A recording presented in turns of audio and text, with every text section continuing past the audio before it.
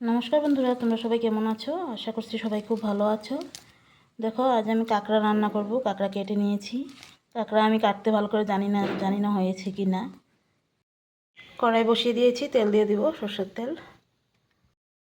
পেঁয়াজ দিয়ে দিব। পেঁয়াজ ভাজা ভাজা হয়ে গিয়েছে, কাঁকড়াটা দিয়ে দেব। কাঁকড়াটা হালকা ভেজে নিয়েছি, এখন মশলা দিয়ে দেব। মশলাতে রয়েছে পেঁয়াজ, আদা, রসুন আর জিরে বাটা। টমেটো দিয়ে দেব। আলু ভেজে রেখেছিলাম, দিয়ে দেব। দিয়ে দেব হলুদ, নুন দিয়ে দেব। এখন ভালো করে নেড়েচেড়ে কষিয়ে নেব। মশলাটা কষানো হয়ে গিয়েছে, এখন জল দিয়ে দেব।